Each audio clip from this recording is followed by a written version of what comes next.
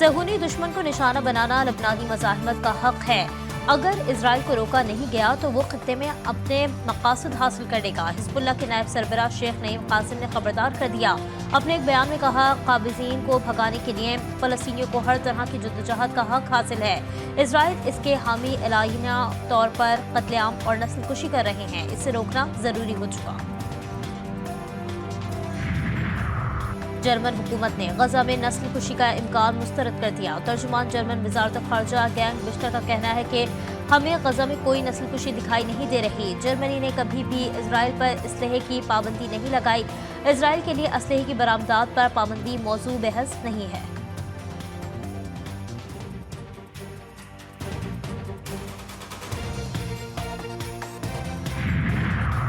غزہ میں صہیونی فوج کی درندگی، تازہ کارروائیوں میں 45 فلسطینی شہید، کئی زخمی۔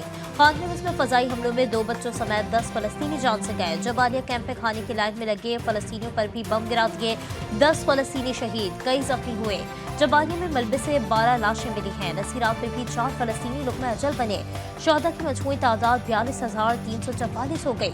مغربی کنارے کے شہر طولکرم میں صہیونی فوج نے بچے سمیت 2 فلسطینیوں کو شہید کر دیا۔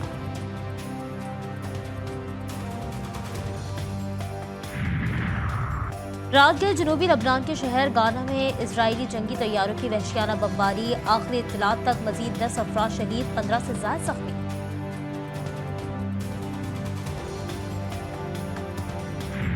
دہشت گرد ریاست اسرائیل کے لبنان پر حملے جاری، مزید 21 شہری شہید، 8 سے زائد زخمی ہو گئے۔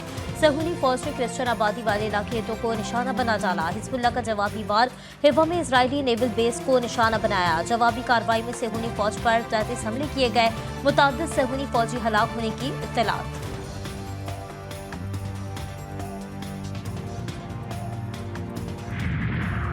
ایرانی جنرل شہید عباس نیلفروشان کا جسد خاکی بیروت سے تہران پہنچا دیا گیا۔ نماز جنازہ کی ادائیگی کے لیے تہران کے امام حسین علیہ السلام کے اسکوائر پر بڑی تعداد میں شہریوں کی شرکت۔ شہید کے جسد خاکی کو ایرانی پرچم میں لپیٹا گیا ہے۔ جسد خاکی کو مشہد اور قم لے جایا جائے گا، جس کے بعد ان کی تدفین اصفہان میں کی جائے گی۔ جھوٹی، بے بنیاد اور منفی خبریں پھیلانا اسرائیلی میڈیا کی پہچان، منفی پروپیگنڈا کرنے کی تمام کوششیں ناکام۔ ایرانی قدس فورس کے سربراہ اسماعیل قانی کئی ہفتوں بعد منظر عام پر آ گئے۔ جنرل عباس نیلفروشان کی جسد خاکی کے استقبالیہ تقریب میں موجود تھے۔ ایرانی میڈیا کی نشر کردہ ویڈیو میں جنرل قانی کو گریہ کرتے دیکھا جا سکتا ہے، جس کے بعد اسرائیلی میڈیا کو سانپ سونگ گیا۔ اسرائیل 30 روز میں غزہ میں امدادی صورتحال بہتر بنائے ورنہ فوجی امداد روک دی جائے گی۔ امریکی وزیر خارجہ انٹونی بلنکن، وزیر دفاع لائٹ آسٹن کا اسرائیلی وزیر خارجہ اور وزیر دفاع کو خط، غزہ میں امداد کی صورتحال بہتر نہ بنانے پر امریکی فوجی امداد روکنے سے خبردار کر دیا۔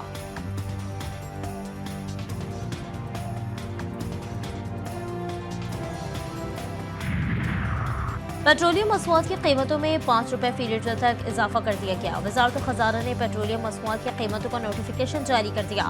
ہائی اسپیڈ ڈیزل 5 روپے فی لیٹر مہنگا ہو گیا۔ پیٹرول کی قیمتیں برقرار رکھی گئی ہیں۔ پیٹرولیم مصنوعات کی نئی قیمتوں کا اطلاق کر دیا گیا۔ آئینی ترامیم کے حوالے سے خصوصی پارلیمانی کمیٹی کا ہنگامی اجلاس آج طلب۔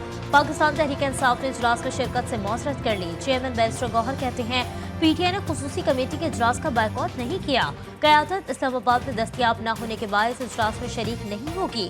خصوصی پارلیمانی کمیٹی کا ہنگامی اجلاس آج 4 بجے ہوگا۔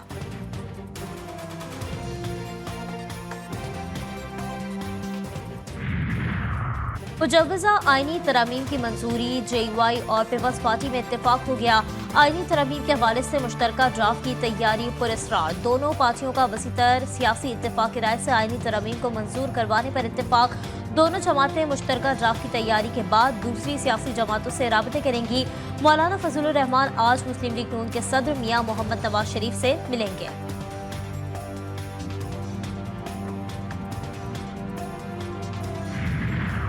آئینی مسودے کی تیاری پر اتفاق ہو گیا ہے۔ جمعیت علماء اسلام کے سربراہ مولانا فضل الرحمان کی چیئرمین پیپلز پارٹی کے ہمراہ پریس کانفرنس، کہا چاہیں گے نواز شریف کا بھی اتفاق رائے حاصل کیا جائے۔ तहरीक इंसाफ को भी एतमाद में लिया जाएगा। बिलावल भुट्टो जरदारी का कहना था कि उम्मीद करता हूँ हमारे मुतफ़क़ा मुसव्वदे पर मियां नवाज शरीफ भी इत्तेफाक करेंगे। हमें गैर मुतनाज़ा आईनी तरामीम करनी है।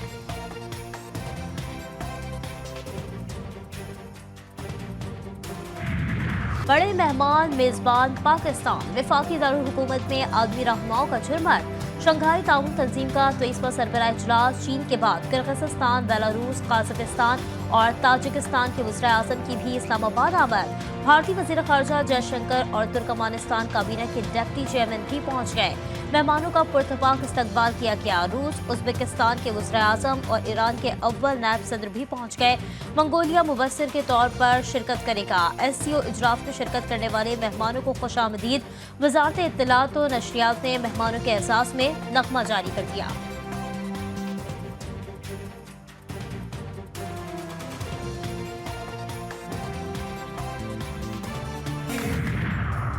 शंघाई ताउन तंजीम का इजलास आज से शुरू होगा। मईशत, तिजारत, माहौलियात और समाजी और सकाफती रवाबित के शोबों में जारी ताउन पर तबादला ख्याल किया जाएगा। इजलास में तंजीम की कारकर्दगी का भी जायजा लिया जाएगा।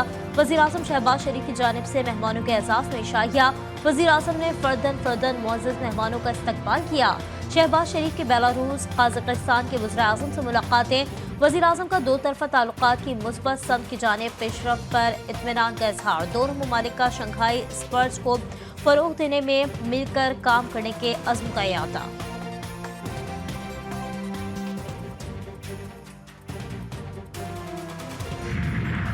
चीनी वज़ीर आज़म ली चियांग की ऐवान सदर आमद। सदर मुमलिकत आसिफ अली जरदारी से मुलाकात। दोनों रहनुमाओं का पाकिस्तान और चीन के दरमियान स्ट्रेटेजिक ताउन मज़ीद गहरा करने पर इत्तेफाक। पाक चीन इक़्तिसादी राहदारी मंसूबों पर अमल दरामद तेज़ करने की ज़रूरत पर जोर। चीनी वज़ीर आज़म की स्पीकर कौमी असम्बली और चेयरमैन सेनेट से भी अलहदा मुलाकातें। अयाज सादिक और यूसुफ रज़ा गिलानी ने ली चियांग को पाकिस्तान आमद पर खुशामदीद कहा। मुलाकातों में दो तरफ़ा ताल्लुकात के मुख्तलिफ पहलुओं पर तबादला ख्याल। पाक चीन पार्लिमानी रवाबित को मज़ीद मुस्तहकम करने पर भी इत्तेफाक।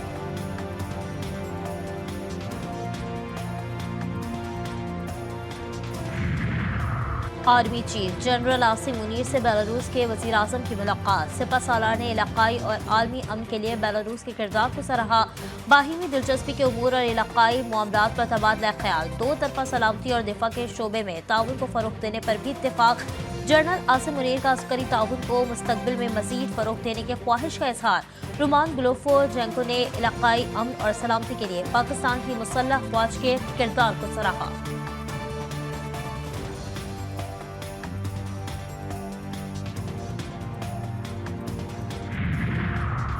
हुकूमत आईनी तरमीम के लिए मुतहर्रिक। शंघाई ताउन तंजीम के इजलास के खत्म होने का इंतजार। सेनेट और कौमी असम्बली का इजलास 17 अक्टूबर को बुलाए जाने का इम्कान।